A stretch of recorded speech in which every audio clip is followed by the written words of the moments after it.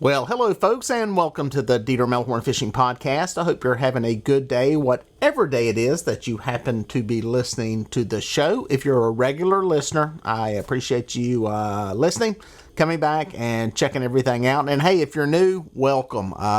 You can watch a video version of this podcast on YouTube, and you can listen to it on all the popular podcast platforms that are out there. And there's a bunch of them now, so it's real easier than ever. If you want to reach out to me, it's real easy on YouTube. You can drop a comment in the comment section. But if you got a question, idea, suggestion, the best thing to do is go to my website, DieterMelhornFishing.com. There on the website, there's a link to the podcast and the YouTube videos. We've got, 800 of them or so now. And also a link to my guide business. I'm a licensed charter captain here in the Carolinas. Do stuff right outside of Charlotte, North Carolina. And there's a contact section where you can give me an idea, give me some feedback, whatever. A lot of my podcasts, a lot of the videos come from ideas from you guys, so I appreciate it. Hey, today, real quick update on the guys who were caught cheating in the walleye tournament last year. It happened late last year, I believe in September, October, something like that.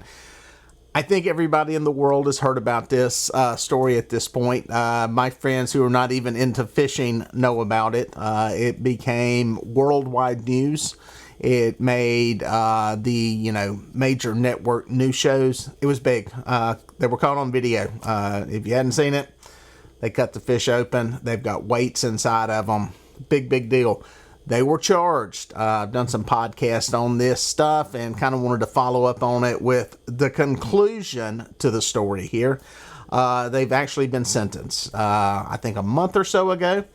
They went to court and they pled guilty. As with many of these cases, everybody wants to avoid a trial, and trials are expensive, especially for something at this level. While it's very much a big deal for people who fish in the tournaments, especially people who fish against them, in the whole scheme of things out there, prosecutors really don't want to tie up a whole lot of time prosecuting something like this, especially when it goes to trial. Prosecuting them, getting a conviction is what they're at, and that's what they got here. They basically got a plea deal. They avoided some of the worst parts of this. These were felony charges, and some of the stuff that they were actually got dismissed as part of this plea agreement were considerably worse felony charges. But they pleaded down, and they were sentenced. One of the things they had to do, there was a boat involved, a very nice boat. I think it may have been a Ranger boat, expensive boat worth $130,000. They had to forfeit that boat. That boat was forfeited as part of this deal. One of those things, I guess, because it was used in the, committing everything that they did, committing the crime. They ended up forfeiting that. They were also each fined $2,500. That was the actual monetary penalty that was involved here. Now, part of that deal was it will be suspended if they make I believe it was $1,250 donation to a children's fishing charity. So I guess that's the way the court was trying to do something nice to see that the money went to a good cause instead of going to the court system where it just gets sucked up by our government into more and more ways. So there's a way there they can reduce how much they're having to pay.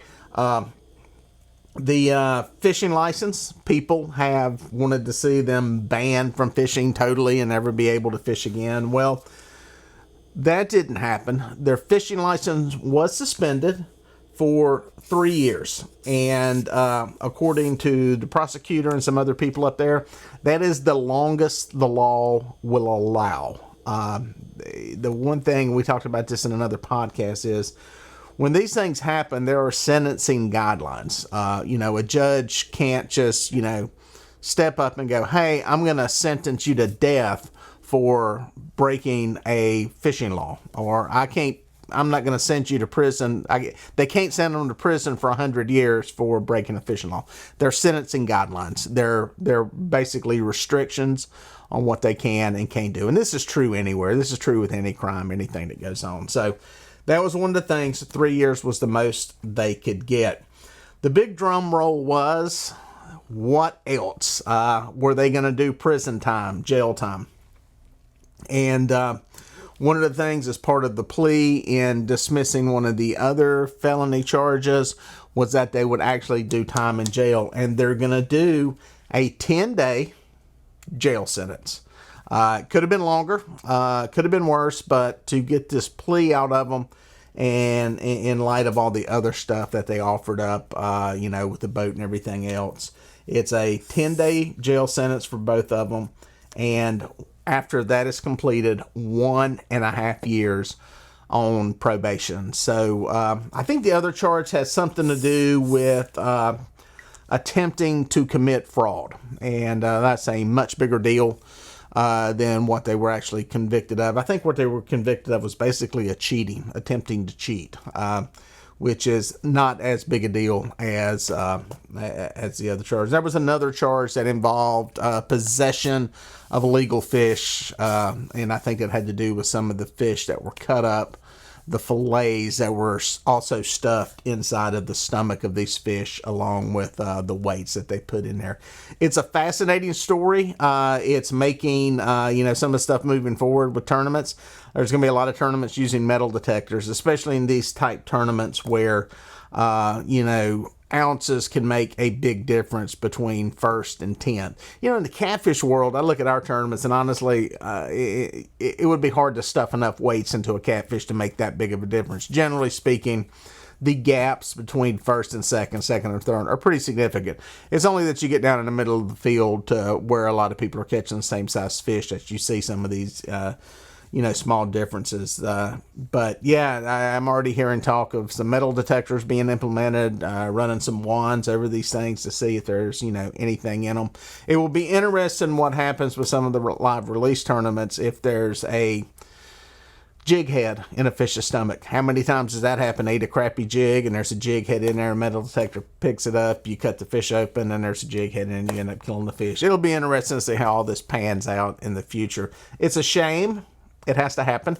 It's a shame that there are people like this, but it's good they were caught. It's good they were convicted. It's good they're doing at least some jail time for it, and it's dipping into their pockets a little bit. The biggest thing is what's going to be the bigger price they're going to pay is the legacy of what happened, and this is going to be something that they're going to be known for, and people will know them for a long, long time. The life that they enjoyed, fishing, angling in the outdoors, is gone. They'll never be able to go anywhere or do anything in the fishing community without being recognized and people knowing who they are. So I think that's going to be, in the whole scheme of things, the bigger price that they're going to end up paying in this. And if you're like me and you love to hunt, you love to fish, you love being outside, that is far worse than what they got with the actual sentence from the judge. So, interesting case. I'm sure it won't be the last time. People have always cheated. They will cheat again. There'll be more of these. And in today's world, you got the phone. It's easy to get caught and easy to get caught on camera and everything be seen. So, just wanted to give you an update on that. Bring you up to speed on what happened. Probably the last we'll hear on this one for now. So, next, we'll be moving back to fishing. We got some fishing podcasts coming up that actually deal with fishing and not cheating. So, looking forward to that. Hope you guys get out on the water and do some fishing. And until next time, we'll catch you out on the water.